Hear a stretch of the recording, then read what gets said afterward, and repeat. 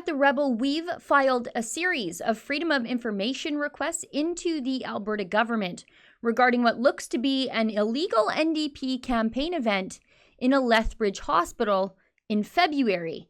And the weird responses we got back from 3 separate bureaucracies just don't add up. And even worse, I won't be able to tell Albertans the full truth until after the election. Today, I'll show you all the documents that I have.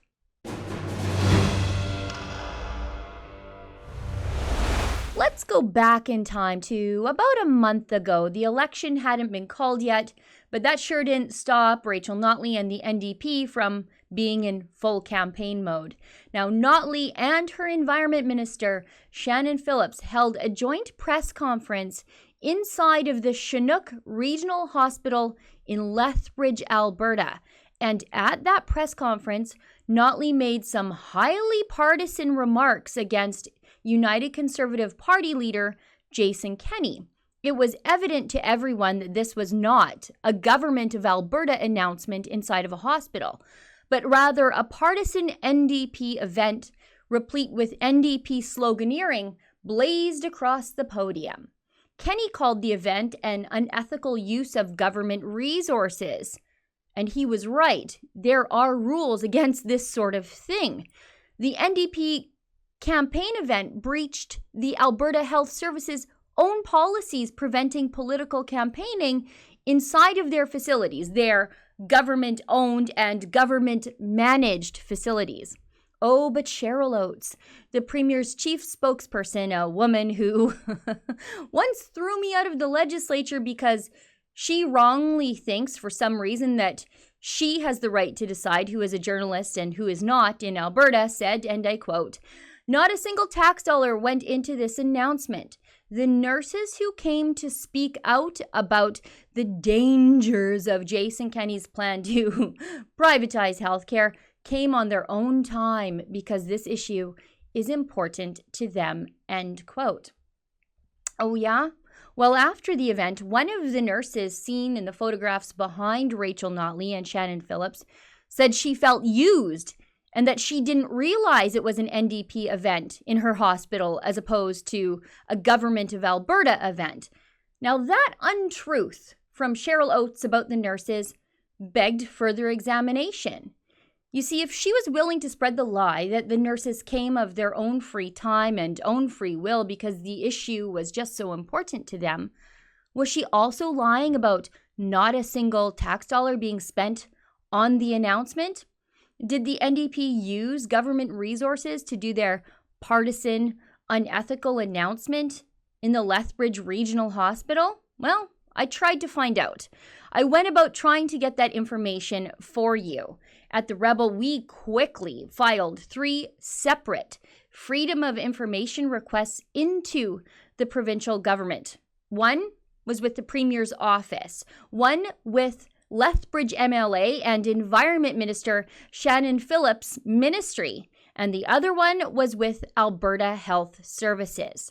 The first response we got back was from Shannon Phillips' ministry. We asked the Environment and Parks Department for any and all documents related to just how Shannon Phillips came to be standing at a partisan announcement at a Lethbridge hospital February 27th, 2019. And our query surprisingly returned 0 documents. Utterly unbelievable that there wouldn't be at least some communication with her office to inform them about where she would be that day for work. But anyway, let's continue. The next response we received back was from the Executive Council, basically the Premier's office, like the PMO, but for Alberta, for Rachel Notley. They too say they have no records either. So the Premier of Alberta just walked up to a random yet conveniently placed podium in a random southern Alberta hospital to address a random press conference with a bunch of misled and used nurses with no pre-planning whatsoever, and then made a scripted sounding announcement with 0 organizing or even communication from her office about anything, even her schedule for the day. GTFO, as the kids say. No one believes this. It's absolutely impossible, especially since the Premier's spokesperson took to Twitter to defend the whole affair and gave multiple statements to the media about it. They want me to believe there were no emails to Cheryl Oates about this? Give me a break already. Now, those two responses from both the Minister of Environment and the Premier's own office are, completely unbelievable, just garbage. But here's where things get really, really sketchy. We filed the exact same request about that press conference announcement into Alberta Health Services. They are, of course, a government agency, not an NDP entity. And they say they have so many documents on that press conference and so many records that they need an extension to get back to us. A very convenient extension that takes us right past the election date. They'll get back to me at the end of April. Now, here's what I think I will find in those documents when I do eventually get them. I think we will see a lot of communications with the Premier's allegedly nonpartisan Executive Council staff and with Shannon Phillips' ministry and Alberta Health Services. And what that will mean is that I have found the NDP using government resources for partisan NDP announcements. But even if I can and absolutely will catch them lying and colluding, if I find emails from the two separate ministries to the hospital staff and AHS, it will be far too late to let the voters of Alberta know before the election how they were lied to by the Premier and by Phillips.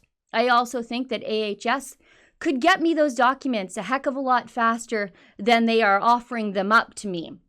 I think they are delaying the release of the documents to me for completely partisan reasons. And even though they are supposed to be a nonpartisan government bureaucracy, in the time that the NDP has been in power here in Alberta, they have weaponized our nonpartisan bureaucracies for NDP partisan purposes. One only has to look at Elections Alberta and the Elections Commissioner as proof of that. They were unleashed upon us at the Rebel by an anonymous NDP complainer who tried to find us in breach of elections laws for expressing our editorial journalistic opinions in the form of billboards that criticize the government. We are, of course, fighting back, and we are trying to strike down that censorship law for everybody. To get the full story and to support our fight against Rachel Notley's elections gag laws and the inept, highly partisan bureaucracy she created to enforce them, go to standwiththerebel.com. Now, in the meantime, I'm going to stay on this story about the hospital announcement, no matter how many delays the NDP throw my way. Because even though Rachel Notley and AHS may not agree with me, I think Albertans deserve the truth. For the Rebel.media, I'm Sheila Gunn Reid. To get the full story of how Rachel Notley has weaponized the elections bureaucracy to shut up her loudest critics, us, go to standwiththerebel.com. And if you're interested in reading my new book that makes the case for throwing out the NDP, go to stopnotley.com. And while you're there, sign up to get one of these fun lawn signs to help me promote the book. That's at stopnotley.com.